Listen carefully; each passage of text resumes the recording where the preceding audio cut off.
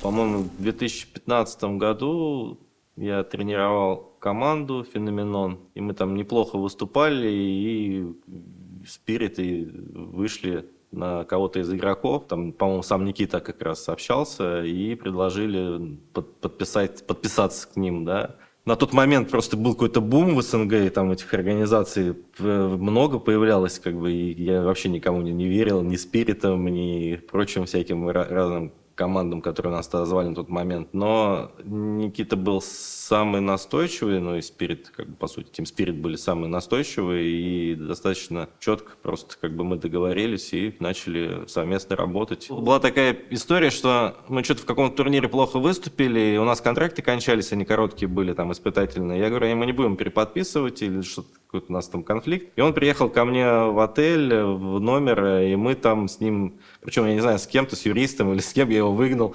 Мы с Никитой сели, а он для меня, ну, просто еще там пацаном был каким-то, ну, молодым, да, я вот постарше всегда был, и я его там поучал. Надо отдать должное, как бы, за дальнейшие годы, там, сколько у нас получается, там, 7 лет почти, там, он сильно вырос, как бы, да, и, возможно, там какой-то вот эта совместная работа, там что-то он у меня подчеркнул, что-то я у него подчеркнул, что надо там погибче как-то быть, и нам это все, нас это сильно бустануло, как бы. Я вот просто всегда считал, что я очень хорошо в людях разбираюсь, да, и у него тоже это качество ярко выражено, но если оно у меня скорее как бы с годами как бы появилось, потому что там круг общения достаточно широкий, там много людей через меня прошло, и как сотрудники, и там партнеры и так далее. Естественно, я как-то сразу видел человека, что из него там потенциально может получиться, и там в тренерстве мне это там помогало на самом деле.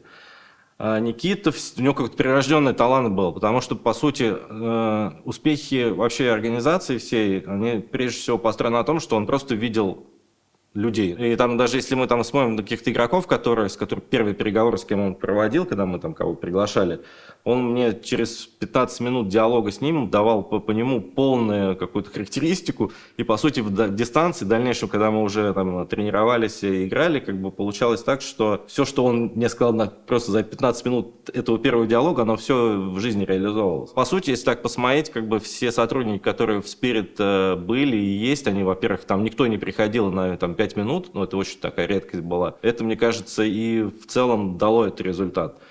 Потом, что я туда дал, может быть, как бы, там, это будет громко там как-то звучать, но на самом деле вся структура, которая есть сейчас там, по крайней мере, в КС составе, она по факту мною требовалась с самого, наверное, начала, там вот, академические составы, психологи и так далее. И за что надо отдать должное Никите, он никогда не был против, он это поддерживал, и как бы мы к этому достаточно долго двигались. И релокация в Белград, я помню, мы в мае 2021 года были на буткемпе там в Сербии, я приехал оттуда еще до переезда, до всего этого глобального, да, и сказал, что в идеале, конечно, организация должна находиться там, потому что условия в Сербии, они оптимальны для того, чтобы команда тренировалась нормально. Поэтому в итоге так и получилось спустя время. То есть это не то, что там я потребовал, или я просто предположил, что это будет грамотно. Ну, как оказалось, я был прав, да. Но я не знаю, там, наверное, лучше Никиту спрашивать, что там он у меня, может, там подчеркнул, как бы, да, есть наверняка какие-то негативные качества мои личные, да, которые как не надо делать, там, что как надо делать, я не знаю, но мне было очень комфортно с ним работать, и я люблю людей, которые интеллектом одарены, как бы, да, что вот Никита, вот, это прям вот, он очень умный, как бы, да, и я за это его уважаю, ценю, и он молодец, что он еще и гибкий, да, он умел там слушать, развиваться и так далее. И вот все, что есть у Spirit, все их успехи, это он. Это не я, не там, кто после меня, там, до меня и так далее. Это все чисто его заслуга.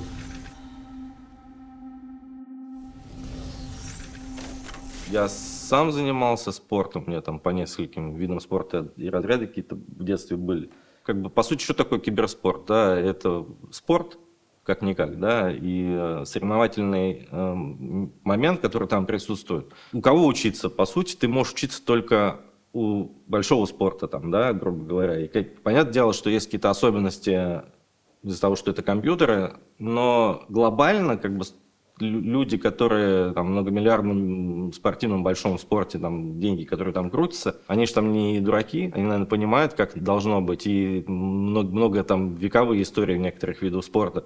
Естественно, когда ты в динамике смотришь, что какой-то, там, не знаю, условно говоря, клуб развивается, там, делает академию, там, не знаю, в футболе там Барселону можно взять, да, по сути, сейчас посмотреть на состав, там, в основном воспитанники, ты понимаешь, что это правильный путь. И плюс, как бы, я очень много читал, и куча всяких, и там зарубежной литературы, именно всякие биографии тренеров и так далее, и везде просто нитью прослеживался там несколько постулатов. Один из них — это там профессиональное отношение к делу, гиперусилия, там, да, потрясающие книги на эту тему есть, которые очень сильно меня бустанули, я потом это все в команду передавал. И везде звучали схожие мысли, что для того, чтобы там добиваться какого-то результата, есть несколько путей. Ты либо там привлекаешь супер какого-то там игрока, да, который есть в рынке, если он доступен тебе, либо берешь и воспитываешь своих, скажем так, да, учишь их всему.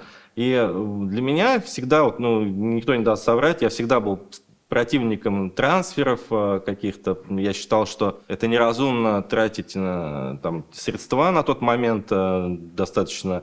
Ну, сейчас они гораздо больше стали, да, но это все равно были большие деньги. Когда, по сути, ты берешь игрока, воспитываешь, да, даешь ему какие-то принципы жизненные с молодых лет, когда ребенок, ну, это еще дети все равно, там, да, 14 лет, ты можешь из него что-то слепить под себя. И в дальнейшем как бы он поступает, он учится до основного состава у тренера, который тоже по структуре, по всему это все понимает, потому что Сотфик это мой воспитанник. Ну, то есть у нас так, даже так и совпало все.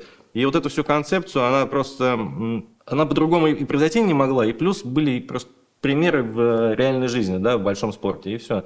У нас так все сложилось, и как бы даже Халли по факту, получается, прошел всю эту школу, как бы, да, и у меня как ассистентом поработал, взял все, что лучшее, все, что, ну, во всем меня лучше на самом деле, как бы, да, и вот результат. Это книги и просто то, что жизненный опыт, наверное, совокупно.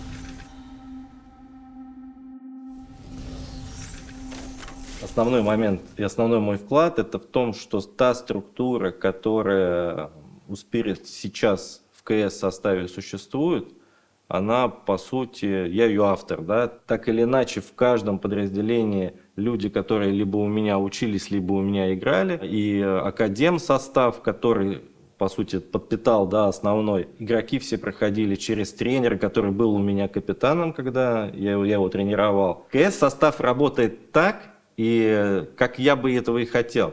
То есть на самом деле, когда я тренировал, для меня никогда не стояла целью там победный чемпионат. Это для организации было важно, да. Для меня всегда было на первом месте это развитие. То есть я хотел, чтобы игроки мои прогрессировали. То есть, по сути, выжить из на тот момент состав, который у меня был, там, из тех людей, которые у меня в составе играли, тот максимум, на который они даже сами не понимают, что они способны. Для того, чтобы этого добиться, нужно очень много было вкладывать именно как педагогических вещей, да, то есть обучающих, там, что-то объяснять, показывать и так далее. И возможно, что вся вот эта работа, она вот как бы перетекла в академку, и те игроки, которые там сейчас тот же Донг, там, чем лучший игрок мира, там, да, бесспорный, он попал к тренеру, который вот Сотфик, он потрясающий тактик, он гораздо сильнее меня вот в плане видения и понимания игры был. Ну, у него там есть свои сильные стороны, которые вот идеально в академии раскрылись. Поэтому он их штампует, эти таланты. Моя основная заслуга, вот я когда даже смотрю сейчас чемпионаты, как бы мне все равно, кто там будет играть. Team Spirit как структура, как состав, она сделана в том и работает так, как я это видел, планировал и как я в это вкладывался. Да? То есть, возможно, в их успехе там есть там, 1% моего вот этого видения, как бы, да, я не знаю. Это какая-то, наверное, все равно совокупность факторов, что такие результаты были. Но моя задача была именно в том, чтобы они к этому пришли. Со мной, без меня. И я как бы все для этого делал. И только этого и хотел. Если даже сейчас о текущих игроках вот, говорить, то сейчас в основном составе тот же Дима Шира, я ему в 2019 году, он играл за команду под названием «Вялые питоны», и я в 2019 году через его тиммейта приглашал к нам. То есть это было в 2019 году еще, но я не знаю, по каким причинам, в силу там, может, он еще в школе, по-моему, учился, им там сколько, 15-16 лет было. Почему он отказался? И в итоге он все равно попал, да, то есть как бы я тогда это уже понимал, что он нам нужен. И мы несколько раз, по-моему, даже с Никитой на эту тему говорили, те игроки, которые вот там Чоппер в составе оказался, мы его много обсуждали до того момента, как к нам пришел. А шел он в целом ко мне, да, как бы, и он не шел капитаном, я его как бы переучил, там, я не знаю, дал ему понимание, что это такое. Для того, чтобы это делать, мне не нужно было там гением игры быть, да, мне нужно было обладать какими-то, наверное, другими качествами, что я могу людей воспитывать, переучивать и на какой-то правильный путь направлять. И опять же разбираться, потому что не каждый человек может быть капитаном, не каждый игрок к этому способен, поэтому как-то так.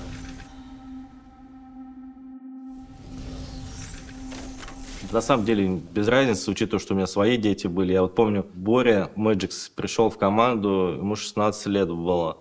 И я говорю, Борис, он что-то там нашкодничал. Я говорю, Борис, ты что со мной споришь? Я играю больше, чем ты живешь. Как бы. По сути, ну, тут даже добавить нечего. Когда есть какое-то... Ну, если ты себя правильно ведешь с молодыми, там, взрослыми, с детьми, как бы, да, если ты показываешь правильный пример, ну, потому что в любом случае как бы воспитываешь, да, то есть если ты там командуешь, там, тренируешь, руководишь каким-то образом, ты так или иначе воспитываешь. Это одно из там, ну, лидирования, да, определенное какое-то. И они по-любому хотят, не хотят, они от тебя этому учатся. Если ты пропагандируешь какие-то неправильные ценности, там, да, у меня всегда не стояла там задача быть хорошим педагогом. Для меня задача была быть, прежде всего, порядочным, хорошим человеком и давать им не только в игре, но и вне игры правильные ценности в жизни. Потому что если игрок в составе, ну, по крайней мере, в спиритах, на моем веку это, да, ну, на моей карьере там, либо сейчас, мне кажется, плюс-минус все то же самое остались. Если игрок или человек оказывался в этой организации, который не соответствовал моральному видению мира, как бы этот игрок там долго не задерживался. И если, допустим, кстати, тоже важная, мне кажется, ремарка по поводу Никиты и Корбана. Где-то в году 2016-2017 Никита мне, по-моему, показал на базе или как-то так, или скинул. Он говорит, почитай текст. Я читаю текст, ну, просто какая-то заметка в ВКонтакте, и он такой говорит, смотри, как классно пишет. Я говорю, да, но на самом деле там очень интересно было. И он такой, я хочу, чтобы этот парень у нас работал когда-нибудь. А это как раз Корбан этот текст написал. Ну, это просто я запомнил, и я тогда уже понял, это как раз характеризует Никиту, что он в целом, ну, людей как-то вот, мне кажется, даже не пообщавшись, уже видит, что там может получиться. Мы искали прежде всего хороших людей, и чтобы они между собой стакались, да, чтобы коллектив начинал работать как какой-то механизм. Не какой-то, а это хороший механизм, да. Вот, и это дало результаты и DOT составу раньше, чем КС составу, потому что, опять же, правильный менеджмент, да, то есть вокруг команды, вокруг ребят, этой пятерки был правильный менеджмент собран. И вот сейчас в спиритах правильный менеджмент, да, и у КС состава результат был. Что касается меня, я хотел уйти в аккурат, как мы подписались. То есть я бизнесом занимаюсь 20 лет. Все время, когда я тренировал, я еще и работал.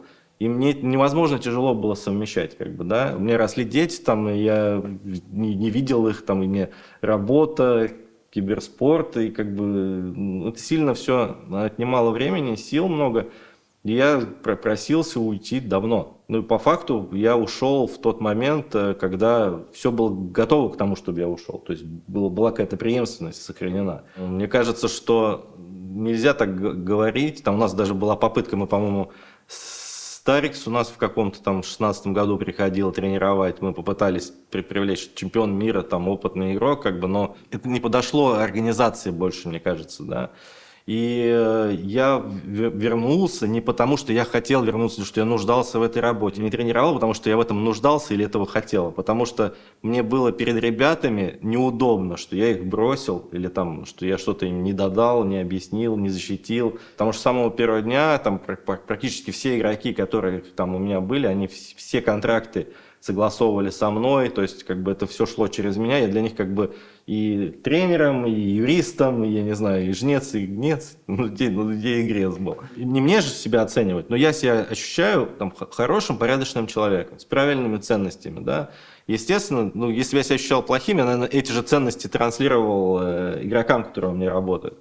Но, видимо, то, что было во мне внутри, то, что есть, да, и то, что там в Никите было, это как-то совпадало, что, по сути, мы просто люди такие. И именно поэтому у нас там что-то получалось, да, даже у меня. И экосистема — это просто классное слово, которое характеризует по сути всю организацию. Она вот вся работает по...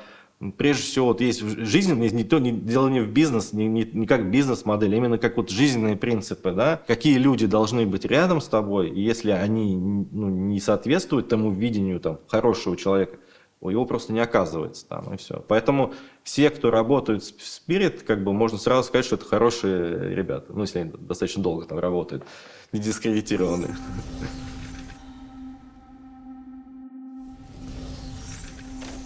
Бизнес у меня с 2006 года. Это медицинский бизнес, там парамедицинский и так далее. В 2020 году у меня штат был порядка 700 человек в подчинении, помимо команды. И, ну, это невыносимо сложно, я вам так скажу. Плюс есть еще направления не медицинские, они там появлялись там параллельно, и я в моменте, как вот есть там реклама, мы найдем язык с любым клиентом.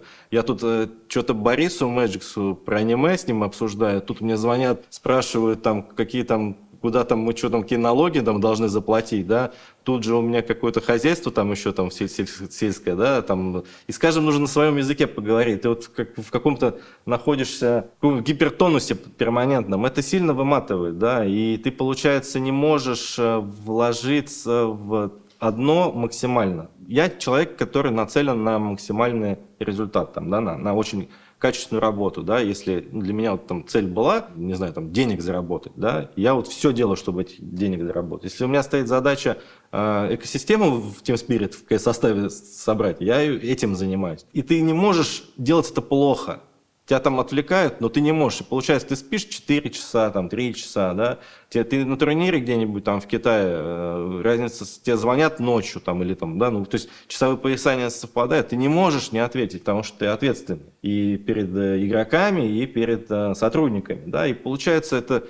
Из тебя просто все соки жизненные это как-то вымывало. И поэтому я много-много раз и много-много лет просил меня оставить в покое, скажем так, да, отпустите меня. Вот, и мы пробовали с Тарикса, с Отфика я попробовал, он просто с командой не нашел коннект какой-то, да. Потом появился Хал, который идеально вписался вот даже в тот состав. И все стало идеально. И за что я благодарен Spirit, что не стали там как-то настаивать или какие-то там варианты, еще с течение этих всех обстоятельств там исторических, там, да, все получилось так, как и должно было быть, за что я очень сильно благодарен, потому что сейчас я сфокусирован там на воспитании детей, у меня есть бизнес, который работает, у меня все хорошо. То есть я счастлив.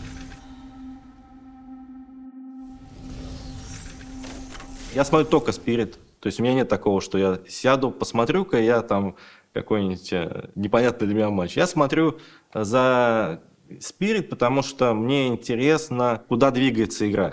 То есть есть какая динамика в игре и как Spirit в этой игре двигаются. По сути, просматривая только их матчи, я вижу, как мета меняется, там, да, то есть какие-то вещи, что новое появляется. Но на самом деле это как в футболе, да, то есть в КСе, ну, только версии можно менять игры, там, скины добавлять, но по факту уже все понятно и в целом как бы все упирается в микро, как бы, да, потому что, мне так кажется, да, по крайней мере, потому что макро, оно очевидно, понятно, и как бы ничего нового вряд ли там кто-то придумает, если там Valve там не изменит саму игру. Поэтому получается как бы смотреть, наверное, ну, процентов 30-40 матчей, которые на лане проходят, я смотрю.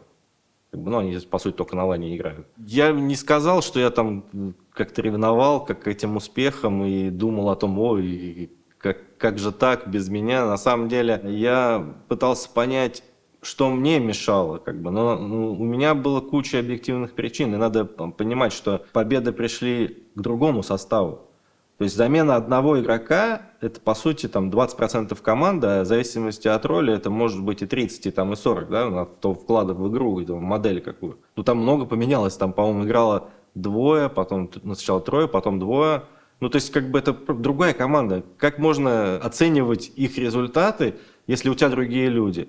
В моем последнем составе у меня, как в басне Крылова, было лебедь, рак и щука. Они не могли договориться, и я не мог с ними договориться. И мы не играли вообще. Как бы. Поэтому зачем мне сравнивать? Все были звезды, тут пришли какие-то молодые ребята и вот дали результат. И так и должно быть. Мы для этого эту академию и делали. И я радовался, потому что чувствовал, что я к этому какое-то отношение имею. Я не хочу сказать, что я это там придумал, создал. Я к этому имею отношение. Легкое, просто там какой-то 1%, не больше.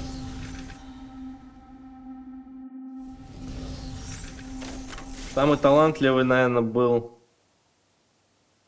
Борис. Несмотря на то, что он сказал, что после меня у него посттравматический синдром, как бы, в одном из интервью. Ну, ничего, мальчик подрастет, поймет, как бы. Я 4 раза его спас. Ну, команда меня просто ультимативно просила его выгнать. Я его оставлял, как бы, да, вопреки всему, потому что я до конца верил и оказался прав, да, он все-таки мажор выиграл. Борис и Абдул Декстер. Ну, это если так вот выделять. И тут дело даже не в том, что они какие-то там сверхкачества игровые обладали игровыми качествами, да. Во-первых, они были самые молодые, кто через меня прошел, там, да. Это во-первых. Во-вторых, безумно талантливые, но оба по разным причинам не раскрывшие свои потенциалы, да. То есть Борис попал в мясорубку вот этих вот как раз лебеди, рака и щуки, когда у меня был в команде очень сильный, там, и тоже талантливый игрок Коля Мир, со своим видением мира, игры и всего, как бы, да. Абдул Декстер тоже, как бы, да, очень человек такой достаточно сложный и, ну, очень непростой. И при всем при этом очень талантливый, да. Леня Чоппер, я и Виктор Сандоянг с дикими амбициями, потому что он всегда грезил о том, что он попадет в супер какую-то команду, что типа Team Spirit это так, какая-то промежуточная платформа, да, для дальнейшего роста. И вот в этом дурдоме Борис существовал, да, как бы много времени. И мне кажется, его проблема, то, что он не добился там, ну, он добился-то много, как бы, по результатам, но что он не стал играть так, как он мог, это вот именно, что в моменте, когда закладывается как раз какая-то психология твоя, да, то есть почему у него этот синдром развился, это не моя вина, там, да, что я его там ругал или там хвалил, а просто вокруг были люди, которые не совсем правильный пример показали. И вот он, даже в дальнейшем я смотрел за его играми уже у Хали, там, ну, в другом составе после меня. И он, один матч он супер какие-то выдает, там, перформанс какой-то жесткий, да, в следующем матче его вообще не видно. То есть вот это качели, как бы. И то же самое у меня вот в коллективе было на тот момент. Такая синусоида эмоциональная. Вот он так напитался и так же, мне кажется, и играет. А по таланту, мне, по-моему, Никита, мне его показали, я посмотрел 2 демки, он в академку пришел, по-моему, что-то там сыграл несколько дней там, я его сразу к себе забрал. И Никита меня спрашивает через неделю, там, ну, что ты о нем думаешь, почему ты так в него влюбился? Я сразу написал, что это топ-игрок. Это, ну, по всему видно было. По всему вообще, да, что и он еще молодой, его можно было вот повоспитывать там, да. И мы на первый турнир поехали в Америку, у нас, по-моему, Есей какая-то была. Мы играем нюк, и он 2 раунда подряд выпускает из будки атаку. Ну, раш там идет, да, он становится на будку с дробовиком. Я ставлю паузу, говорю, если ты еще раз дробовик возьмешь, я тебя, короче, накажу. Ну, может быть, у меня после этого как раз синдром этот развился, но на самом деле он перестал брать, то есть он, ну, как бы услышал все, и мы начали выиграть. И мы выиграли, по-моему, эту карту, как бы, да. Ну, то есть с ним было комфортно, и он был интересный парень, ну, остается интересным парнем, просто я с ним сейчас так не общаюсь, как раньше. Вот, и я выделил бы его. Но на самом деле в спиритах все были талантливые. Ну, опять же, я еще раз, да, я не могу ни про кого сказать, что там человек там бесталантный. Они все были талантливые. Просто по разным причинам кто-то раскрылся, кто-то нет. И если мы там посмотрим на тот период, когда я тренировал, да, то, допустим, практически все игроки, ну вот основная масса, кто через меня прошел, самые лучшие результаты при мне показали. Ну, очень мало примеров, когда он уходил, там кто-то ушел из Spirit и там вот где-то заиграл. Как бы, да? Это говорит о том, что мы могли, ну, то есть у нас получалось, ну, у организации там, да, как-то выжимать из игроков тот максимум, который они даже сами не знали, что могут давать. И я уверен, что большинство из них, если бы они еще трепетнее относились к моим словам, они бы еще лучше играли. Но, к сожалению, как бы имеем то, что имеем. То есть я всегда на себя, за все поражения я беру на себя ответственность. Хороший тренер, он должен отдавать себе отчет в том, что его вклад, он не должен обязательно материализоваться в результат. То есть какую-то там победу, да. Понятное дело, что там работодатели, там контракты требуют этот результат, но результат должен быть всегда следствием правильного подхода, то есть системного подхода. Поэтому, если ты локальные какие-то там неудачи испытываешь, это твоя вина, да, ты как тренер несешь результат. Не надо перекладывать это на игроков, там, да, что вот игроки там плохие. Это значит, ты их не научил. У меня просто такое видение. Поэтому я никогда не буду там всякие пословицы, которые негативных игроков характеризуют, там, использовать, да. Я считаю, что когда команда побеждает, побеждает команда. А когда проигрывает, проигрывает тренер. Все, это точка, это мое видение. Каждый игрок – это личность, да, и каждому нужен подход, это просто необходимость. Надо найти индивидуальный подход. Если ты с ним не поймал коннект, то вся команда будет страдать. Естественно, что кому-то нужно улыбнуться, кого-то нужно поругать, там, да, и это все... Такие тоже эмоциональные качели, нужно быть очень гибким. Про меня говорят, что я очень жесткий, но на самом деле вот из жизни могу сказать, что люди, которые внешне очень жесткие, на самом деле самые добрые. Принципиальные, там, строгие, но они внутри самые человечные. Ну вот я просто таких встречал, да, то есть ты видишь, что человек максимально просто злой, казалось бы, так лучше даже не подходить. Но внутри это самый добрый человек. Я предельно жесткий, требовательный, но я при этом очень добрый. Поэтому я не могу ни про одного игрока сказать, что вот он там плохой, там звездный там был и так далее. Если даже мы как-то расставались там по ходу развития, да, то это было обусловлено не тем, что человек плохой, да, больше какими-то игровыми моментами и развитием там игры, меты и команды в целом и организации. Изменение состава это всегда была вынужденная какая-то мера. А не то, что там, ой, ты мне не нравишься, там, иди. Я никого-то, по сути, не выгонял никогда.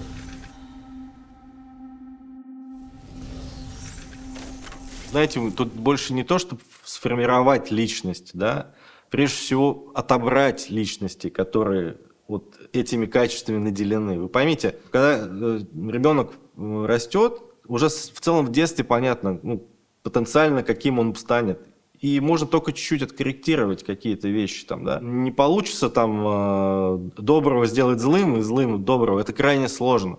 Ты можешь чуть-чуть это видоизменить, но ты можешь, если мы говорим опять же, о какой-то экосистеме, о закрытом каком-то там клубе, организации, там, команде, да, избежать появления людей, которые не соответствуют видению мира, да, то есть каким-то мировоззрению, которое эта организация вообще в массы несет. Да, там мы кучу там всяких и делали истории там, которые нацелены прежде всего на развитие каких-то личностных качеств. Да? В одном из моих составов был там затяжной период такой, без побед, с плохими там средними результатами. Когда результаты плохие, он начинает на коллектив, на настроение сильно влиять. Да? То есть команда начинает там что-то ругаться, какая-то токсичная обстановка становится. И Никита просто взял, увез всех, не сам, а организовал на спорт лагерь на несколько дней. Слава богу, меня это все избежало, я как-то так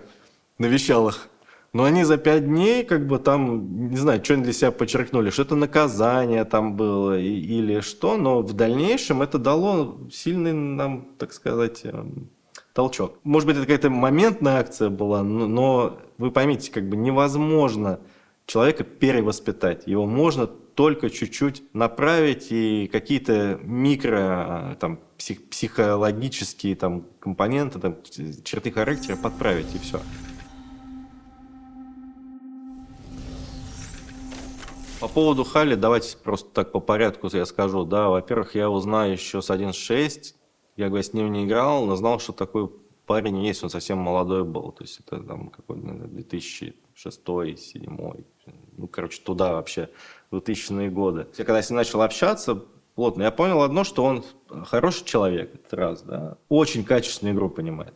То есть Он, во-первых, очень быстро учился, и он у Сатфа вот это все, что он пропустил за какое-то время инактива от Counter-Strike, он у Сотфика все это собрал, там, опять же, Сотфик там видоизменил то, что мы делали, у него там свое видение какое-то, но какая-то основная концепция, она перетеклась. То есть Халли пришел учиться быть тренером, да, во многом, и в силу своего характера и личных качеств, что он обучаем, интеллектуален, как бы, да, и, опять же, он и тогда был общителен. Он все это быстро впитывал. И там дикая работоспособность. Как бы, да, это все в совокупности дало результат. Плюс дальше как бы повзрослел, стал целостнее, и вот он поэтому поменялся. Я с ним общаюсь, мы там переписываемся периодически, но вот видно, он там стал мужчиной, перестал звонить. Как бы. Раньше звонил, сейчас не звонит. Обещает все, обещание не держит. Накажем.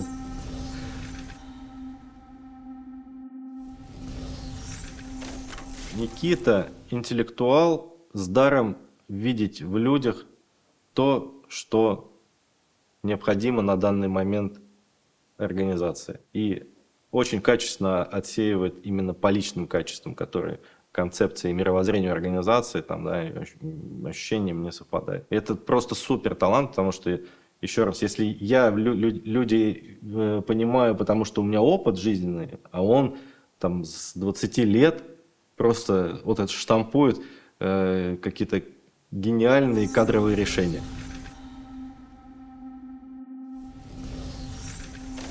Я надеюсь, что они будут прогрессировать и начнут наконец-то доминировать, да, потому что есть победы, да, это топ-организация в мире, но легендарной она еще не стала, потому что нету цикла доминации ни у одного, ни у другого состава, там, да, если мы о топ-дисциплинах говорим. Для меня это крайне важно, чтобы еще в течение там, 10 лет Spirit пришли к этому, потому что когда я выйду в киберспорт, вернусь, мне же надо с кем-то конкурировать, а я не хочу ни с лучшими конкурировать, поэтому пусть работает.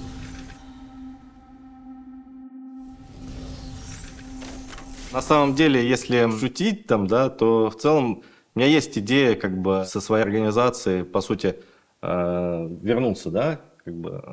У меня куча предложений каких-то там приходило, я практически даже на некоторые не отвечал, некоторые даже не читал, когда вся эта карьера загнулась за вот этот промежуток времени. Но я не особо там стремлюсь вернуться там тренером, да, а вот создать организацию, которая может конкурировать с Team Spirit, это было бы интересно, потому что это, ну, на самом деле, я всегда говорил и не перестану говорить, да, до тех пор, пока их я в успехах не превзойду, что это лучшая организация в мире. Вот было бы интересно, наверное, создать более успешную организацию, чтобы я про нее сказал, что это лучше.